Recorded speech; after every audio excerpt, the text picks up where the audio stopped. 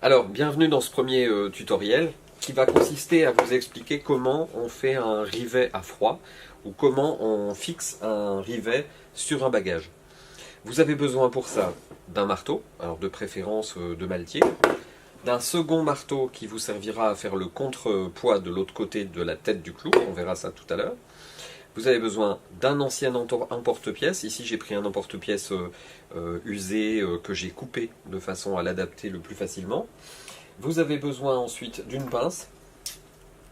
Vous avez besoin de la pièce évidemment que vous voulez fixer. Vous avez besoin d'une contre-rifture ou deux contre-riftures.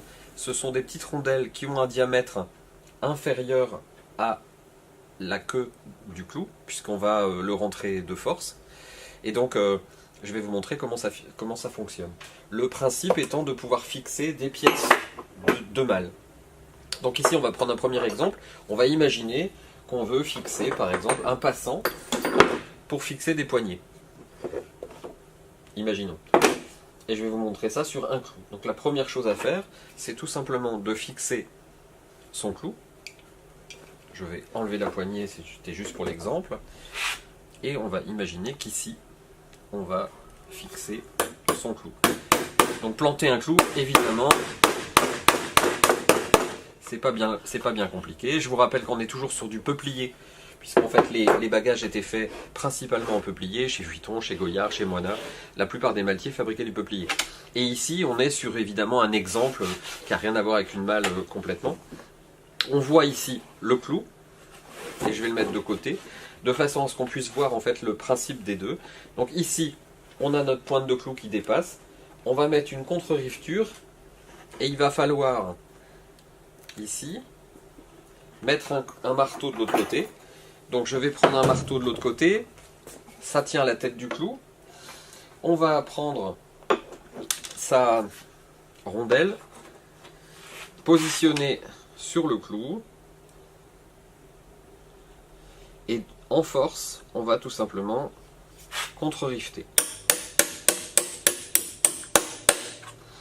Vous voyez donc la rondelle ici, le clou. Et bien évidemment, là maintenant, il faut une pince coupante. Cette pince coupante va nous permettre d'araser la tête du clou, la pointe du clou, pardon. Et on va couper ce clou. Alors, il est assez costaud, hein. C'est de l'acier. Une fois qu'on a ça, on se retrouve avec la rondelle et un petit téton qui dépasse. Et il va falloir faire un matage à froid. Donc pour ça, on va en fait tenir le marteau à l'arrière. Et en même temps, on va venir mater, écraser.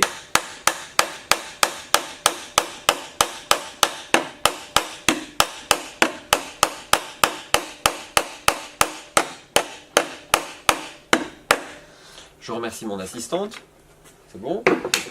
Ici, on a donc complètement écrasé la rondelle de notre clou. Notre clou de l'autre côté est complètement fixé. Et ça, c'est beaucoup plus costaud que n'importe quelle méthode de clou.